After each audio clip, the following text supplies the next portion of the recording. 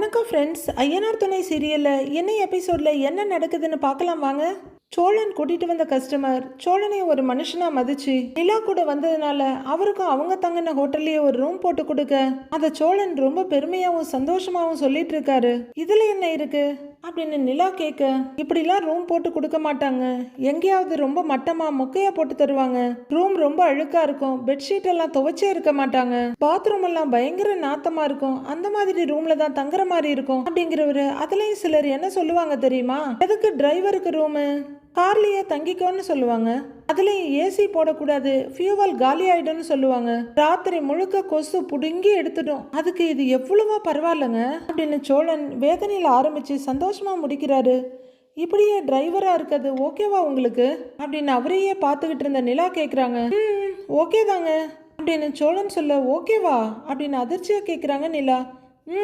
உங்களுக்கு என்ன வாழ்க்கையில லட்சியம்னு எதுவுமே இல்லையா அப்படின்னு நிலா கேட்க, ஓ அப்படிலாம் ஒன்று வாழ்க்கையில இருக்கா அப்படின்னு யோசிக்கிறாரு சோழன். என்ன லட்சியம், அப்படியே போக வேண்டியதுதான் அப்படின்னு எத்தனையோ கோடி மக்கள்ல ஒருத்தரா சொல்றாரு சோழன். நிலா கொஞ்சம் இல்ல ரொம்பவே அதிர்ச்சியா பார்த்துட்டு, உங்க ஃபியூச்சரை பத்திலாம் நீங்க யோசிச்சதே இல்லையா அப்படின்னு கேக்குறாங்க. என்னங்க யோசிக்கிறது, வேலையை முடிச்சுட்டு ராத்திரி தான் வருவேன், சாப்பிட்டுட்டு ஃபோனை நோண்டிட்டு அப்படியே படுத்துருவேன், காலையில் எழுந்திரிச்சா ஓனர் ஏதாவது வேலை சொல்லுவார், அந்த வேலையை பார்க்க போயிடுவேன், இதில் இதுக்கு மேலே என்னங்க யோசிக்கிறது அப்படின்னு அப்பாவியா கேட்குறாரு சோழன். அது தப்பு இல்லையா சோழன்னு நிலா கேட்க, ஏங்க இதில் என்னங்க தப்பு இருக்கு அப்படின்னு ஏதோ ஜோக்கு கேட்ட மாதிரி சிரிக்கிறாரு சோழன். ஒரு லட்சியம் இல்லாமல் எப்படிங்க ஒரு ஆளால் இருக்க முடியும் அப்படின்னு நிலா கேட்க, ஏங்க லட்சியம் இல்லாமல் இருக்கக்கூடாதா அப்படின்னு சோழன் கேட்குறாரு. ஆமாம் சோழன், இப்போ என்னையவே எடுத்துக்கோங்களேன், எனக்கு சென்னை வரணும்னு ஆசை, இங்கே வந்து ஒரு நல்ல கம்பெனியில் வேலை பார்க்கணும்னு ஆசை, சென்னையில் நிறைய பெரிய பெரிய பில்டிங்கை நானே டிசைன் பண்ணி கட்டணும்னு ஆசை, இதெல்லாம் தான் என்னோட லட்சியம் அப்படிங்கிறாங்க நிலா. இந்த மாதிரி எதுவும் உங்களுக்கு இல்லையான்னு தான் நான் கேட்குறேன் அப்படின்னு நிலா கேட்க, ஓ இப்படிலாம் கூட ஒன்று இருக்கான்னு யோசிக்கிறார் அவர் இப்போதான். அந்த மாதிரி அப்படின்னு கொஞ்ச நேரம் யோசிக்கிறவர், அப்படிலாம் ஒன்றும் இல்லைங்கன்றாரு. என்ன சோழன்னு நிலா கேட்க, ஆமாங்க சத்தியமாங்க, நீங்க ஆர்கிடெக்ட் படிச்சிருக்கீங்க, அதனால நிறைய பில்டிங் கட்டணும்னு நினைக்கிறீங்க, நான் கார் ஓட்டுறேன், அதுக்குன்னு அடுத்து ஒரு பெரிய வண்டியை வாங்கி ஓட்டணும்னு ஆசைப்பட முடியுமா, அப்படிலாம் எனக்கு எந்த யோசனையும் வந்ததில்லைங்க அப்படின்னு சோழன் அசால்ட்டா சொல்றாரு. அது எப்படி சோழன், ரொம்ப வருஷமா டிரைவராகவே இருக்கீங்க, அடுத்தது என்னன்னு யோசிச்சதே இல்லையா அப்படின்னு நிலா இன்னமும் அதிர்ச்சியாவே கேட்க, இல்லைங்க எனக்கு அப்படிலாம் தோணுனதே இல்லை அப்படின்னு சோழன் ரொம்பவே இன்னசென்ட்டா கியூட்டா சொல்றாரு. இல்ல எந்த பதிலும் சொல்லாம அமைதியா ஏதோ யோசனையா உட்கார்ந்துருக்க, ஐயோ லட்சியம் இல்லாம இருக்கக்கூடாதோ அது பெரிய தப்புன்ற மாதிரி யோசிக்கிறாரு. ஏங்க இது வரைக்கும்லாம் நான் ஃபியூச்சரை பத்தி எல்லாம் யோசிச்சதே இல்லைங்க, எனக்கு கொஞ்சம் டைம் கொடுங்க, யோசிச்சு காலையில சொல்லவா அப்படின்னு சோழன் கேட்க, நிலா அவரை ஒரு மாதிரியா பாக்குறாங்க. நமக்கு சோழனை பார்க்க பரிதாபமா இருக்கு, என்ன இவங்க இப்படியே இருக்கிறாங்கன்னு நினைக்கிற சோழன், ஏங்க சத்தியமாங்க நான் நல்லா யோசிச்சு காலையில சொல்றேன் உங்களுக்கு, ஓகேவா, டன் அப்படிங்கிற மாதிரி சோழன் சீரியஸா விரல நீட்டி கேட்க, போடா ஆஃப் பாய் லூசு பையிலங்கிற மாதிரி நிலா படுக்க போறாங்க. அவரு கம்சப்பா அப்படியே நீட்டிட்டு இருக்க நிலா கண்டுக்காம படுத்து போர்வை எடுத்து போத்த, விரல நீட்டி இருக்கதே வேஸ்ட்னு மடக்கிக்கிறாரு அவரு. நிலா நைட் லேம்ப தட்டி விட்டுட்டு படுத்துட சோழன் அவரோட பெட்ல படுத்துக்கிட்டு ஒரு கைய தலைக்கடியில முட்டு கொடுத்துக்கிட்டு ரொம்ப யோசிக்கிறாரு. என்ன இவ இப்படி கேட்டுட்டா அப்படின்னு தூக்கத்தை தொலைச்சிட்டு ரொம்பவே யோசனை பண்ணிட்டு இருக்காரு அவரு. அப்பப்ப திரும்பி பார்க்க நிலா நிம்மதியா தூங்கிட்டு இருக்காங்க. அடுத்த நாள் பொழுது விடியுது. சேரன் அவரோட கிச்சன்ல ஒரு வடசட்டியில கரண்டி வச்சு கிண்டிட்டு இருக்காரு. சூடாகவும் கைப்பிடி துணி எடுத்து பிடிச்சிக்கிறாரு. அப்போ கிச்சன் மேல வச்சிருக்க மொபைல் ரிங்காக எடுத்து ஹலோங்கிறாரு. ஹலோ, உங்ககிட்ட ஒரு விஷயம் பேசணும் பையா அப்படின்னு அனீஷ் ரொம்பவே பதட்டமா சொல்ல, என்னாச்சு அனீஷ், ஏன் இவ்வளவு பதட்டமா பேசுறேன்னு சேரன் கேக்குறாரு. ஆமா பையா, ஊர்ல இருந்து ஆட்கள்லாம் வர்றாங்க பையா, அவங்க நேரா சென்னைக்கு தான் வந்துட்டு இருக்காங்க அப்படின்னு அனீஷ் சொல்லிட்டு இருக்க பின்னாடி சந்தா பயங்கர பதட்டமா அழுகையோட நிக்கிறாங்க. என்ன சொல்ற அனீஷ், எப்ப கிளம்புனாங்களா அப்படின்னு சேரன் கேட்க, அவங்க ஏற்கனவே சென்னைக்கு வந்துட்டதா எங்க ஆட்கள் சொன்னாங்க பையா, எனக்கு ரொம்ப பயமா இருக்கு பையா அப்படின்னு அனீஷ் சொல்லிட்டு இருக்க சந்தா சத்தமா அழுதுகிட்டே இருக்காங்க. எந்த நிமிஷம் வேணாலும் அவங்க வீட்டுக்கு வந்துருவாங்க பையா அப்படின்னு அனீஷ் பயந்துட்டே சொல்ல, சரி சரி எதுக்கு பயப்படுற, இப்போ வரவங்க உன் சொந்தக்காரங்க தானே, உட்காந்து பேசிக்கலாம் இல்லைங்கிறாரு சேரன். பையா அவங்க சொன்னா கேட்குற ஆளுங்க இல்லை பையா, நான் தான் ஏற்கனவே உங்ககிட்ட சொன்னேனே பையா, அவங்க சந்தாவை கூட்டிட்டு போக தான் வந்திருக்காங்க அப்படின்னு அனீஷ் சொல்ல சேரன் அப்படியே உறைஞ்சு போய் நிற்கிறாரு. சந்தா அழுதுட்டு நிக்க அனீஸ் பயத்தோட போன்ல பேசிக்கிட்டே ரோட்டை பார்த்துட்டு இருக்காரு. தினமும் போன் பண்ணி என்ன ஊருக்கு கூட்டிட்டு வர சொல்லுவாங்க. நான் கூட்டிட்டு வரலன்னதும் அவங்களே தேடி இங்க வந்துட்டாங்க பையா அப்படின்னு அனீஸ் சொல்ல சொல்ல பின்னாடி நின்று சந்தா அழுதுகிட்டே இருக்காங்க. ஒரு தடவை சந்தாவை திரும்பி பார்த்துட்டு விஷயம் தெரிஞ்சதுல இருந்து சந்தா வேற அழுதுகிட்டே இருக்கா. அவங்க மட்டும் இங்க வந்தாங்கன்னா சந்தாவை கூட்டிட்டு போயிடுவாங்க பையா, எனக்கு ரொம்ப பயமா இருக்கு பையாங்கிறாரு அனீஷ். அமைதியா கேட்டுட்டு இருந்த சேரன், அனீஸு நீ இதுக்கெல்லாம் பயப்படாத, சரி நீங்க அங்க இருக்க வேண்டாம், முதல்ல அங்க இருந்து கிளம்புங்கிறாரு அவரு. எங்க பையா போறது? எங்க போனாலும் அவங்களுக்கு தெரிஞ்சிரும் பையா, அதான் என்ன பண்றதுன்னு ஒன்னும் புரியாம இருக்கேன் பையா அப்படின்னு அனீஷ் சொல்ல, சரி சரி நீ டென்ஷன் ஆகாத, நான் உடனே கிளம்பி அங்க வர்றேன், சரியா? நீ பயப்படாம இரு, சந்தாவையும் பயப்படாம இருக்க சொல்லு, நான் சொன்னேன்னு சொல்லு, நான் 10 நிமிஷத்துல அங்க இருப்பேன், சரியா அப்படின்னு சேரன் கேட்க, சரி பையாங்கிறாரு அவரு. சரி போனை வைக்கிறேன்னு சேரன் போனை வைக்க அனீஸ் பயங்கர பரபரப்பும் படபடப்புமா சந்தாவை பார்க்க அவங்க ரொம்பவே அழுதுட்டு இருக்காங்க. பாண்டியும் வானதியும் இப்ப ரொம்பவே க்ளோஸ் ஆயிட்டாங்க. காலங்காத்தாலேயே வானதி பாண்டிக்கிட்ட கடலை போட்டுட்டு இருக்க அவரும் பொறுமையா கேட்டுட்டு இருக்காரு. எனக்கு காரக்குழுக்கட்டனாவே சரியா பிடிக்காது பாண்டி, நான் சரியாவே சாப்பிடல அப்படின்னு வானதி சொல்ல, அப்புறம் பட்னியாவா இருக்க அப்படின்னு கண்ணாடியில மீசையை பார்த்து தடவிட்டே கேக்குறாரு பாண்டி. நான் ஏன் பட்னியா கிடக்கணும், நான்லாம் சாப்பிட்டேன், ஆனா 2 முறை குழம்பு 1 முறை தயிர்னு ஊத்தி சாப்பிடுவேன், இன்னைக்கு 1 முறை தான் குழம்பு போட்டுக்கிட்டேன், வயிறு காலியா இருக்க மாதிரியே ஒரு ஃபீல் அப்படின்னு வானதி வயிற்று தடவிட்டு சொல்ல, வயிறு காலியா இருக்கா, நான் வேணும்னா பிரியாணி ஆர்டர் பண்ணுவான்னு கேக்குறாரு பாண்டி. அதெல்லாம் வேண்டாம் பாண்டிங்கிற வானதி, நீ சாப்பிட்டியான்னு கேக்குறாங்க. நான் சாப்பிட்டேன் அப்படின்னு பாண்டி சொல்லிட்டு இருக்க சேரன் ஹாலுக்கு வர்றாரு. காலையிலேயே இட்லி சாப்பிட்டோம். ஓ இப்ப கேக்குறியா, அண்ணன் இப்பதான் சமையல் பண்ணிட்டு இருக்கு அப்படின்னு பாண்டி ஹாலில் குறுக்கை நறுக்கை நடந்துட்டு பேசிட்டு இருக்க சேரன் கொஞ்சம் டென்ஷனோட அங்க நின்று இதையே பார்த்துட்டு இருக்காரு. வானதி நீ பாட்டுக்கு சிரிச்சு சிரிச்சு பேசிட்டு இருக்கிற, ஓ அண்ணன் பார்த்தா காண்டாக போறான் அப்படின்னு இவர் சொல்லிட்டு இருக்க அங்க நின்ன சேரன் ஒரு பார்வை பார்த்துட்டு ஒன்னும் சொல்லாம அங்கிருந்து போயிடுறாரு.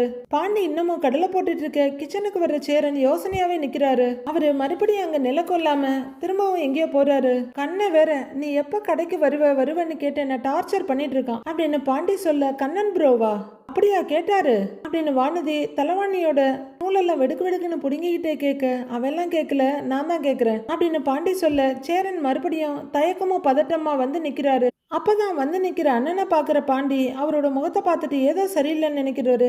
ஒரு நிமிஷம் இரு வானதி கூப்பிடுறேன் அப்படின்னு போனை கட் பண்ண, பாண்டி அப்படின்னு கத்திட்டு இருக்காங்க வானதி. போனை வச்சுட்டான் அப்படின்னு சலிப்பா அவங்க போனை பார்க்க, என்ன ஆச்சுன்னு ஏன் ஒரு மாதிரி டென்ஷனா இருக்குன்னு பாண்டி கேக்குறாரு. பாண்டி சந்தாவை தேடி அவங்க சொந்தக்காரங்க சென்னைக்கே வந்துட்டாங்களாண்டா, அவங்க எப்ப வேணா வீட்டுக்கு வந்துருவாங்கன்னு சொல்லி அனீஸ் போன் பண்ணி பயப்படுறான், அதான் நான் அவங்கிட்ட வர்றேன்னு சொல்லிட்டேன், உங்ககிட்ட சொல்லிட்டு போலான்னு தான் வந்து பாத்துக்கிட்டு இருக்கிறேன் அப்படின்னு சேரன் சொல்ல, அண்ணே இதுக்கு அண்ணே போய் தயங்கிட்டு நிக்கிற, சரி வா நானும் கூட வர்றேன், சைக்கிள்ல போனா நீ எப்ப போய் சேர்றது, நான் வண்டி எடுக்கிறேன், நீ சட்டையை மாத்திக்கிட்டு வா அப்படின்னு பாண்டி சொல்ல, இதோ வர்றேன் அப்படின்னு படபடப்பா உளர போறாரு சேரன். பாண்டி வெளியே வர பல்லவன் கட்டில உட்காந்து படிச்சுட்டு இருக்காரு. டேய் பல்லவான கூப்பிட எழுந்து நிக்கிறாரு. அனீஸ் போன் பண்ணியிருக்காரு, சந்தா வீடு வரைக்கும் அண்ணனும் நானும் போயிட்டு வந்துடுறோம், நீ வீட்டை பாத்துக்கன்றாரு பாண்டி. சரிண்ணே அப்படின்னு பல்லவன் சொல்ல பாண்டி வண்டியை திருப்புறாரு. ஆஹா பரவாயில்லையே, வானதி திருந்துருச்சேன்னு நாமெல்லாம் நினைச்சிட்டு இருக்கப்ப நானாவது திருந்துறதாவது அப்படின்னு வானதி உடனே போன் அடிக்கிறாங்க பாண்டிக்கு. பாண்டி அவசரமா வண்டியை ஸ்டார்ட் பண்ணி ஒரு அரைவட்டம் அடிச்சு திருப்பி நிறுத்த அவர் மொபைல் ரிங் ஆகுது. எடுத்து பார்த்துட்டு ஹலோங்கிறாரு. ஹலோ அப்படின்னு வானதி சொல்ல, வானதி வீட்டுல ஒரு பிரச்சனை, நான் உங்ககிட்ட அப்புறம் பேசவான்னு கேக்குறாரு. வானதியாவது சரின்னு சொல்றதாவது, என்ன பிரச்சனைங்கிறாங்க. உடனே நான் வந்து சொல்றேன் அவரு சொல்ல, என்னன்னு சொல்லிட்டு போங்கிறாங்க அவங்க. உச்சுக்குற்ற பாண்டி சந்தாவை கூட்டிட்டு போக அவங்க வீட்டுல இருந்து ஆளுங்க வந்திருக்காங்களாம், அவங்க மட்டும் சந்தாவை கூட்டிட்டு போயிட்டா என்ன பண்றதுன்னு பயந்து போய் அனீஸ் சேரனன்னு கால் பண்ணி சொல்லியிருக்கான். அண்ணன் சந்தா வீட்டுக்கு போகணும்னு சொல்லுது, சைக்கிள்ல போனா லேட் ஆயிடும், நான் தான் அண்ணனை கூட்டிட்டு போறேன், உங்ககிட்ட அப்புறம் பேசட்டுமான்னு பாண்டி கேக்குறாரு. சரி சரி பாண்டி நீ போ, நாம அப்புறம் பேசலாம் அப்படின்னு ஒரு வழியா வானதி ஒத்துக்க சரிடின்னு போனை வைக்கிறாரு பாண்டி. அதுக்குள்ள ஷர்ட்டை மாத்திக்கிட்டு சேரன் வேகமா வர்றாரு. பல்லவன் இதெல்லாம் நின்று பார்த்துக்கிட்டே இருக்காரு. அண்ணே வான்னு வண்டியை ஸ்டார்ட் பண்றவரு, டே போயிட்டு வரேன்டா அப்படின்னு பல்லவன் கிட்ட திரும்பி சொல்றாரு பாண்டி. சரினேங்கிறாரு அவரு. சேரன் வண்டியில ஏறி உட்கார வண்டி எடுக்கிறாரு பாண்டி. அண்ணே ஏதாச்சும் நான் போன் பண்ணனே அப்படின்னு பல்லவன் சொல்ல வண்டி பறக்குது. நிலா குளிச்சு ரெடி ஆயிட்டு பழைய ட்ரெஸ் எல்லாம் மடிச்சிட்டு இருக்க வெளியே போயிருந்த சோழன் வந்து கதவை தட்டுறாரு. நிலா போய் திறக்குறாங்க. கதவை திறந்துட்டு வாங்கன்னு சொல்ல உம்மன உள்ளர வர்றாரு சோழன். நீங்க ரெடி ஆயிட்டீங்களாங்கன்னு கேட்க நான் ரெடி தான் அப்படிங்கிறாங்க நிலா. பிரேக்ஃபாஸ்ட் சாப்பிட்டு வந்துருவோமான்னு சோழன் கேட்க அவங்க சாப்பிட்டாங்களான்னு கேட்குறாங்க நிலா. அவங்க சாப்பிட்டாங்க. பக்கத்துல ஒரு கோவில் இருக்கு, அங்கதான் அவங்கள இப்ப டிராப் பண்ணிட்டு வரேன். காலையிலேயே போனா கூட்டம் கொஞ்சம் கம்மியா இருக்கும்னு சொன்னேன், அவங்களும் ரெடியா இருந்தாங்க, அதான் கொண்டு போய் விட்டுட்டு வந்துட்டேங்க அப்படின்றாரு சோழன். நிலா கொஞ்சம் தயங்கிட்டு அப்ப நாம கொஞ்சம் பொறுமையா போய் சாப்பிடலாம்லன்னு கேக்குறாங்க. நாம பொறுமையா கூட போலாம், 10-10:30 வரைக்கும் பிரேக்ஃபாஸ்ட் இருக்கும்னு சொல்லியிருக்காங்க, நாம அந்த டயத்துக்குள்ள போய்க்கலாங்கிறாரு சோழன். இல்ல நான் இப்பதான் காஃபி குடிச்சேன், அதான் கொஞ்ச நேரம் ஆகட்டும்னு பாக்குறேங்கிறாங்க நிலா. சரி சரிங்க ஓகேன்னு அவரு தலையாட்டுறாரு. நீங்க காஃபி குடிக்கிறீங்களான்னு நிலா கேட்க இருந்தா கொடுங்கன்றாரு சோழன். அப்படின்னு நிலா கெட்டில இருக்க காஃபி எடுத்து கப்ல ஊத்துறாங்க. நிலா அந்த காஃபி கப்பை இந்தாங்கன்னு நின்னுட்டு தேங்க்ஸுங்கன்னு வாங்கிக்கிறாரு அவரு. அடுத்து நிலா துணியை மடிக்க உட்கார சோழன் ஒரு சிப்பு குடிச்சிட்டு யோசனையா நிமிர்றாரு. ஏங்க நான் ராத்திரி பூரா யோசிச்சேங்கிறாரு. என்ன யோசிச்சிங்க அப்படின்னு நிலா கேட்க நீங்க தான் நேற்று கேட்டீங்களேங்க, அதை பத்தி தாங்க யோசிச்சேன் அப்படிங்கிறாரு சோழன். நிலாவுக்கு எல்லாம் மறந்துருச்சு. நான் என்ன கேட்டேன் அப்படின்னு கேட்க என்னங்க அதுக்குள்ள மறந்துட்டீங்களா, என் லட்சியம் என்னன்னு கேட்டீங்களே அப்படின்னு சோழன் சொல்ல நிலா ஞாபகம் வந்தவங்களா ஆமா ஆமா கேட்டேன்ல அப்படின்னு சோழனை பாக்குறாங்க.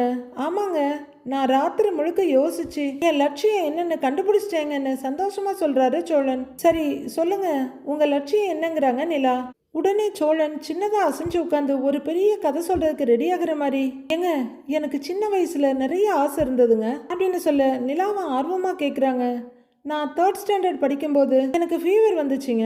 அந்த நேரம் சேர எண்ணெய் மட்டும்தான் வீட்டில் இருந்தது. ஐயோ என்னடா உனக்கு இப்படி சுடுதேன்னு சொல்லி அண்ணன் என்னை டாக்டர் கிட்ட கூட்டிட்டு போச்சு. எனக்கு ட்ரீட்மெண்ட் பார்த்த டாக்டர் ரொம்ப நல்ல டாக்டருங்க, ரொம்ப நல்லா பேசுவாரு. எனக்கு ஊசி போட பயம்னு சொன்னேன் பாருங்க, அதனாலேயே எனக்கு ஊசி போட்ட உடனேயே என்னை கட்டி பிடிச்சிக்குவாரு அப்படின்னு சோழன் ரொம்ப ரசனையோடு சொல்லிட்டு இருக்க நிலாவும் ரொம்ப இன்ட்ரெஸ்டாக தான் கேட்டுட்டு இருக்காங்க. அவரை பார்க்கும்போது எனக்கும் அப்படியே ஒரு பெரிய டாக்டர் ஆகணும்னு தாங்க ஆசையா இருந்தது அப்படின்னு சோழன் முடிக்க அப்புறம் ஏன் ஆகலைன்னு கேட்குறாங்க நிலா. ஆகலை அப்படிங்கிற சோழன் அடுத்த சிப் காஃபியை குடிக்கிறாரு. அடுத்தது ஞாபகம் வந்துருச்சு போல இருக்கு.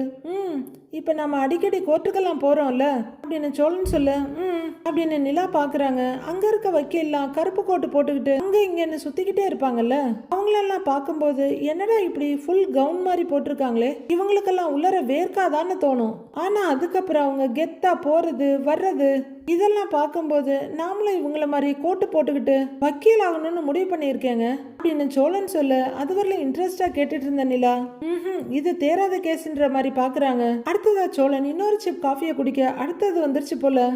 அதெல்லாம் விடுங்க, நான் 12th படிக்கும்போது பேச்சு போட்டியில ஃபர்ஸ்ட் பிரைஸ் வாங்கினேங்க அப்படின்னு சோழன் சொல்ல நீங்க பேசுனதுக்கு கொடுத்தாங்களா இல்ல இனிமே நீங்க பேசவே கூடாதுன்னு கொடுத்தாங்களான்ற மாதிரி நிலா பாக்குறாங்க. என்னங்க நம்பலையான்னு சோழன் கேட்க நம்புறேன் பேச்சு போட்டியில நீங்க பிரைஸ் வாங்காம வேற யார் வாங்குவாங்க அப்படின்னு நிலா சர்க்காஸ்டிக்கா சொல்ல சோழன் அதை ரொம்ப பெருமையா எடுத்துக்கிட்டு காலரை தூக்கி விட்டுக்கிறாரு. இல்ல அப்படி நான் பிரைஸ் வாங்கினப்போ எனக்கு இந்த டிஸ்ட்ரிக்ட் கலெக்டர் மேடம் தான் பிரைஸ் கொடுத்தாங்க, அவங்க பாக்குறதுக்கும் சூப்பரா இருப்பாங்க அப்படின்னு சோழன் சொல்ல ஐயே ச்சே அப்படின்ற மாதிரி நிலா ஒரு எக்ஸ்பிரஷன் கொடுக்குறாங்க. ஐயோ நான் அப்படி சொல்லலைங்க, பயங்கர ஸ்மார்ட்டா இருந்தாங்க, அப்படியே கெத்தா சைரன் வச்ச கார்ல வந்தாங்க, சுத்தி இந்த காட்ஸ் எல்லாம் நின்னாங்க. அது எப்படி இருந்துச்சுன்னா எனக்கு அவங்கள பாக்குறப்பயே ஒரே பிரமிப்பா இருந்ததுங்க. விழாவில் அப்படியே அவங்க ஒரு லெக்சர் கொடுத்தாங்க பாருங்க, அதுல அவங்க எவ்வளவு கஷ்டப்பட்ட குடும்பத்துல இருந்து படிச்சு இந்த நிலைமைக்கு வந்தாங்கன்னு பயங்கர மோட்டிவேஷனா பேசினாங்க. அப்ப எனக்கும் அவங்கள மாதிரி கலெக்டர் ஆகணும்னு தோணுச்சு அப்படின்னு சோழன் சொல்ல பேசாம கேட்காமே இருந்திருக்கலாம் அப்படின்னு நிலா யோசிக்கிறாங்க. எனக்கும் இப்படி எல்லாம் தோணி இருக்குங்க. இப்படி ஒரு லட்சியமும் இல்லாம தெண்டமா இருக்கியன்னு முகத்தை சுழிச்சிங்கல்ல, அதுதான், அதனாலதான் ராத்திரி பூரா உட்காந்து யோசிச்சேன். பாத்தீங்களா எனக்கு டாக்டர் ஆகணும், வக்கீல் ஆகணும், கலெக்டர் ஆகணும்னு இப்படி என்னெல்லாம் ஆசை இருந்திருக்கு அப்படின்னு சோழன் இன்ட்ரெஸ்டா அடிக்கிட்டே போக ஐயோ கடவுளே தெரியாம வந்து மாட்டிக்கிட்டேனோ அப்படின்னு பாக்குறாங்க நிலா. நிலா அமைதியா இருக்கத பார்த்துட்டு எட்டி பாக்குற சோழன் ஏங்க ஏதாவது சொல்லுங்கன்றாரு. என்ன சொல்றதுங்கிறாங்க நிலா. இல்லங்க நான் தான் என் லட்சியத்தெல்லாம் சொல்லிட்டேனே, அதுக்கு ஏதாவது சொல்லுங்கன்னு கேக்குறாரு சோழன். நிலாவுக்கு சிரிப்பா வருது, ஆனால் அதை மறைச்சிக்கிட்டு சோழன் இதெல்லாம் லட்சியம்னே சொல்ல முடியாது சோழன் அப்படின்னு சொல்ல ஏன் ஏன் ஏன் ஏன் சொல்ல முடியாது அப்படிங்கிறாரு சோழன். லட்சியம்னா அதை நோக்கி நாம போகணும், அதுக்காக ஏதாச்சும் பண்ணணும். டாக்டர் ஆகணும்னு நீங்க 3rd ஸ்டாண்டர்ட் படிக்கும் போது யோசிச்சீங்க, அதுக்காக நீங்க என்ன பண்ணனீங்க அப்படின்னு நிலா கேட்க ஏன்னு முழிக்கிறாரு சோழன். சரி 11th நீங்க என்ன குரூப் எடுத்தீங்க அப்படின்னு நிலா கேட்க காமர்ஸ் குரூப்புங்கிறாரு சோழன். காமர்ஸ் குரூப் எடுத்துட்டு நீங்க எப்படி சோழன் டாக்டர் ஆவீங்க அப்படின்னு நிலா கேட்க ஓ முடியாதோ அப்படின்னு விரல கடிக்கிறாரு சோழன். ஐயோ ஆக முடியாதுன்னு இல்லை, நீங்க சயின்ஸ் குரூப் எடுத்து நீட் எழுதியிருந்தா டாக்டர் ஆகியிருக்கலாம் அப்படின்னு நிலா சொல்ல இனிமே எங்கங்க எக்ஸாம் எல்லாம் எழுதிக்கிட்டு நானே college drop out BA economics போட்டு 1 வருஷத்துல 1.5 வருஷத்துல வெளியே வந்துட்டேன். அதை ஏன் இன்னும் முழுசா முடிக்கல, இதுக்கப்புறம் எக்ஸாம் எழுதி பாஸ் பண்ணி ரொம்ப கஷ்டங்க அப்படின்னு சோழன் சொல்ல ஐயோன்னு பார்த்துட்டு இருக்காங்க நிலா. ஆமா வக்கீல் எப்படிங்க, அது ஆயிடலாம்ல ஈஸியா அப்படின்னு சோழன் கேட்குறாரு. ஆயிடலாம் சோழன், ஒரு கருப்பு கவுனை மட்டும் தச்சு போட்டுக்கிட்டா போதும் அப்படின்னு நிலா சொல்லாம அதுக்கும் அதே தான் சோழன், காலேஜ் சேரணும் படிக்கணும் அப்படின்னு நிலா சொல்ல ஐயோ அவ்வளவு கஷ்டப்படணுமா அப்படின்னு ரொம்பவே யோசிக்கிறவரு. ஆமா இந்த கலெக்டரு அப்படின்னு சாதாரணமா கேட்கிறாரு. இது சிம்பிள் தானே ஓகே தானேங்கிற மாதிரி அவரு பார்க்க ஏங்க நீங்க டிகிரி கூட முடிக்கல அப்புறம் எப்படிங்க கலெக்டர் ஆவீங்க அப்படின்னு நிலா கேட்க ஏங்க டிகிரி முடிக்கலன்னா கலெக்டர் ஆக முடியாதா, மக்கள் பணி தானேங்க செய்ய போறோம், அதுக்கும் படிச்சிருக்கணுமா அப்படின்னு ஏதோ கவுன்சிலர் ரேஞ்சுக்கு கேட்டுட்டு இருக்காரு சோழன். மக்கள் பணி செய்யணும்னா கண்டிப்பா படிச்சிருக்கணும், டிகிரி முடிக்கிறது மட்டும் இல்ல அதுக்கும் எக்ஸாம் எழுதி பாஸ் பண்ணணும். 3 levels எக்ஸாம் இருக்கு, எழுதிருவீங்களா அப்படின்னு நிலா கேட்க ஐயோ எக்ஸாமா அப்படின்னு மொழி பிதுங்கி உட்கார்ந்துருக்காரு சோழன். ஏங்க நான் இதெல்லாம் ஆக போறேன்னு சொல்லலைங்க, இதெல்லாம் என் லட்சியம்னு சொன்னேங்க அப்படின்னு பேக் அடிக்கிறாரு சோழன். சோழன் உங்களால உங்க லட்சியத்தை அடைய முடியாதுன்னா நான் சொல்லல, இப்ப நீங்க நினைச்சீங்கன்னா கூட அந்த டிகிரியை கம்ப்ளீட் பண்ணி நல்லா படிச்சு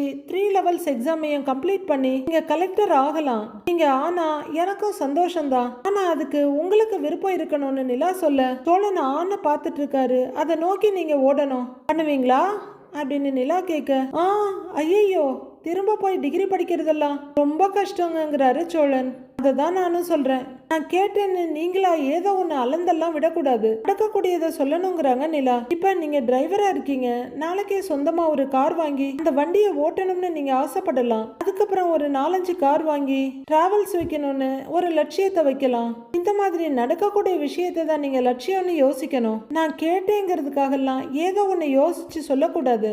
நீங்க ஒன்று செய்யணும்னு ஃபிக்ஸ் பண்ணிட்டீங்கன்னா அதுக்காக ட்ரூவா எஃபர்ட் போட்டு ஹார்ட் ஒர்க் பண்ணணும், டைம்லைன் வச்சு அதுக்காக ஒர்க் பண்ணணும் அப்படின்னு நிலா சொல்ல சோழனோட முகத்துல சுரத்தே இல்ல. கையில இருக்க காஃபி கோல்டு காஃபியா மாறிட்டு இருக்கு. இவ்வளோ நாள்ல இதை பண்ணணும், 2 இயர்ஸ்ல இந்த இடத்துக்கு வந்துடணும் அப்படின்னு கோல் செட் பண்ணி அதை நோக்கி போகணும், அதுக்கு பேர் தான் லட்சியங்கிறாங்க நிலா. ஐயோ இதுக்கு வேற இவ்வளோ இருக்கா, எவ்வளோ ரெஸ்ட்ரிக்ஷன், இதெல்லாம் நம்மளுக்கு சரிப்பட்டு வராதுப்பா அப்படின்னு சோழன் அசந்து போய் உட்கார்ந்துருக்க. சும்மா 3வது படிக்கும்போது டாக்டர் ஆகணும்னு நினைச்சேன், டிவோர்ஸ் பண்ண போகும்போது வக்கீல் ஆகணும்னு நினைச்சேன், கலெக்டர் கிட்ட அவார்டு வாங்க போகும்போது கலெக்டர் ஆகணும்னு நினைச்சேன், இப்படிலாம் சொன்னா என்ன அர்த்தம் சோழன் அப்படின்னு நிலா ஒவ்வொன்னா கேட்க அவரு தலையை தொங்க போட்டுட்டு உட்கார்ந்துருக்காரு. இரவு முழுக்க உட்கார்ந்து தூங்காம யோசிச்சு இவ்வளோ சொன்னதும் வேஸ்டா போச்சே அப்படின்னு அவரு உட்கார்ந்துருக்க. இங்க பாருங்க, யார் வேணா என்ன வேணா ஆசைப்படலாம், ஆனா அதுக்காக உழைக்க ரெடியா இருக்கணும். இப்ப நீங்க இந்த நிலைமையில இருக்கீங்க, இனி இங்க இருந்த 5 வருஷத்துல நீங்க எங்க இருப்பீங்கன்னு உங்களை நீங்க என்னவா பார்க்க நினைக்கிறீங்கன்னோ உங்களை நீங்களே கேளுங்க. அதையே ஒரு கோலா செட் பண்ணுங்க, அதுக்காக என்னென்னலாம் பண்ணணும்னு யோசிங்க. என்னவா வேணா இருக்கலாம், எவ்வளவு கஷ்டமா வேணாலும் இருக்கலாம். இன்னைக்கு பெரிய இடத்துல இருக்க எல்லாருமே ஒரு காலத்துல ரொம்ப சாதாரணமா இருந்தவங்க தான். அதுக்கு தகுந்த கோல் செட் பண்ணி அதுக்காக உழைச்சி ஹார்ட் ஒர்க் பண்ணி அவங்க கோலை அச்சீவ் பண்ணியிருக்காங்க அப்படின்னு நிலா சொல்ல அவநம்பிக்கையும் திகைப்புமா அப்படியே உட்கார்ந்து பார்த்துட்டு இருக்காரு சோழன். இந்த மாதிரி ஏதாவது யோசிச்சு அதை நோக்கி போங்கல, அதுதான் லட்சியம் அப்படின்னு லட்சியத்தை பத்தி நிலா 1/2 மணி நேரமா பேசி முடிக்க அப்படியே அசந்து போய் உட்கார்ந்துருக்காரு சோழன். அதை விட்டுட்டு சும்மா எதையோ சொல்லிட்டு இருக்காதீங்க, காஃபியை குடிங்க ஆற போகுதுங்கிறாங்க நிலா. இவ்வளவுக்கு அப்புறமா இந்த காஃபியை எப்படி குடிக்கிறது அப்படின்னு சோழன் அப்படியே உட்கார்ந்து பார்த்துட்டு இருக்காரு. ஒரு மைண்ட்ல நிலா சொன்ன இன்னைக்கு பெரிய இடத்துல இருக்க எல்லாருமே ஒரு காலத்துல ரொம்ப சாதாரணமா இருந்தவங்க தான். அதுக்கு தகுந்த கோல் செட் பண்ணி அதுக்காக உழைச்சி ஹார்ட் ஒர்க் பண்ணி அவங்க கோலை அச்சீவ் பண்ணியிருக்காங்க. இந்த மாதிரி ஏதாவது யோசிச்சு அதை நோக்கி போங்கல, அதுதான் லட்சியம் அப்படின்னு நிலா லட்சியத்தை கொடுத்த டெஃபினேஷனையே யோசிச்சுட்டு இருக்காரு சோழன். பாண்டியன் அப்படியே வண்டியை ஸ்டைலா ஓட்டிட்டு வந்து ஒரு கட் அடிச்சு மணல்ல ஒரு வீலிங் பண்ணி கொண்டு வந்து அனீஷ் வீட்டு முன்னாடி நிறுத்த பின்னாடி உட்கார்ந்துருக்க சேரன் இறங்குறாரு. பின்னாடியே பாண்டியன் இறங்கி வர்றாரு. அவங்க ஃபாஸ்டா வர்றாங்களா இல்ல ஸ்லோ மோஷன்ல வர்றாங்களானே நமக்கு தெரியல. கதவை திறந்து அனீஸ் அப்படின்னு கூப்பிட அனீஸ் கட்டில இருந்து எழுந்திருக்கிறாரு.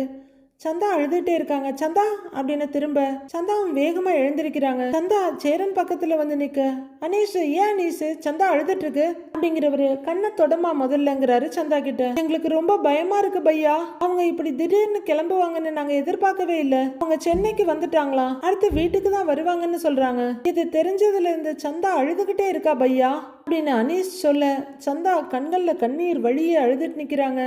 சேரனும் திரும்பி பாக்குறாரு. யாரெல்லாம் வராங்கன்னு பாண்டி கேட்க, இவளை கல்யாணம் பண்ணிக்கணும்னு நினைக்கிறேன் எங்க மாமா, அப்புறம் எங்களோட சில சொந்தக்காரங்கெல்லாம் வர்றாங்க, சந்தாவை கூட்டிட்டு போக தான் வர்றாங்க பையா அப்படின்னு அனீஷ் சொல்ல சந்தா தேம்பி தேம்பி அழறாங்க. சேரன் திகச்சு போய், அனீஷ் நீ இவ்வளவு சீரியஸ் எல்லாம் சொல்லவே இல்லையா அனீஷ் அப்படின்னு சேரன் கேட்க, நான் தான் சொன்னேனே பையா, அவங்க தினமும் ஃபோன் பண்ணி சந்தாவை கூட்டிட்டு வர சொல்லிக்கிட்டே இருக்காங்கன்னு. நான் தான் ஏதேதோ சொல்லி சமாளிச்சு காரணம் சொல்லிக்கிட்டு இருந்தேன். ஆனா இப்படி திடீர்னு கிளம்பி வந்துருவாங்கன்னு நான் எதிர்பார்க்கவே இல்லை பையா அப்படின்னு அனீஷ் சொல்லிட்டு இருக்க சந்தா விடாம அழுதுகிட்டே இருக்காங்க. மயிலுக்கே டஃப் கொடுப்பாங்க போல இருக்கு. அனீஷ் அவங்க தங்கச்சியை பாவமா பார்க்க சேரனும் சந்தாவை பாக்குறாரு. இவங்க வர விருப்பம் இல்லைன்னு சொன்னா அவங்களால எப்படி கூட்டிட்டு போக முடியும் அப்படின்னு பாண்டி கேக்குறாரு. அவங்கெல்லாம் நம்ம பேச்ச கேட்கவே மாட்டாங்க, எங்க அம்மா அப்பாவே அவங்க சொல்றதான் கேட்டாகணும், அதான் அங்க நிலைமைங்கிறாரு அனீஷ். இவளை நான் இங்க கூட்டிட்டு வர்றதுக்கு நான் ரொம்ப கஷ்டப்பட்டேன், இதுக்கு மேல தாக்கு பிடிக்க முடியுமான்னு எனக்கு தோணல அப்படின்னு அனீஷ் சொல்ல எல்லாரும் அமைதியா திகைப்போட நிக்கிறாங்க. சந்தா ஹிந்தியில ஒண்ணு சொல்ல, இங்க இருந்து போயிடுறேன்னு சொல்றா பையா அப்படின்னு அனீஷ் சொல்ல சேரன் அப்படியே பார்த்துட்டு இருக்காரு. அண்ணே இவங்களை நம்ம வீட்டுக்கு கூட்டிட்டு போயிடலாமா அப்படின்னு பாண்டி கேட்க, இல்ல உங்க வீட்டுல இருந்தாலும் ஈஸியா தெரிஞ்சிடுறதுக்கு வாய்ப்பு இருக்கு, கூட வேலை செய்யற எல்லாருக்குமே நான் சேரன் பையாவுக்கு ரொம்ப க்ளோஸ்ன்னு தெரியும், இங்கே இல்லைன்னா நாங்க அங்கதான் இருப்போம்னு, உங்க வீட்டுக்கும் தேடி வர நிறைய வாய்ப்பு இருக்கு பையா அப்படின்னு அனீஷ் சொல்லிட்டு இருக்க சந்தா பயங்கர பதட்டத்தோட அழறாங்க. அவங்க பயமும் கவலையுமா அழுதுகிட்டே சேரனோட கையை கோத்து தோல்ல தலையை சாய்ச்சிட்டு அழறாங்க. அனீஷ் பாவமா பார்த்துட்டு இருக்க பாண்டியும் சங்கடமும் பாவமா பார்த்துட்டு இருக்காரு. அழாத சந்தா நான் இருக்கேன்ல, அழாதன்னு முகத்தை தடவி கொடுத்துட்டு தலையை தடவி கொடுக்குறாரு சேரன். நீங்க பயப்படாதீங்க, அப்படிலாம் உங்களை யாரும் கூட்டிட்டு போயிட முடியாது அப்படிங்கிற பாண்டி எதையோ யோசிச்சுட்டு இருக்க சேரனும் பலமா யோசிக்கிறாரு. சந்தா பயமும் எதிர்பார்ப்புமா சேரனோட முகத்தையே பார்த்துட்டு இருக்காங்க. ப்ரோமோலாம் இல்ல, அதனால அடுத்து என்ன நடக்க போகுதுன்னு நாளைக்கு வரல நம்ம வெயிட் பண்ணிட்டு இருந்துதான் ஆகணும். அடுத்து என்ன நடக்க போகுதுன்னு வர எபிசோட்ல பார்க்கலாம் ஃப்ரெண்ட்ஸ்.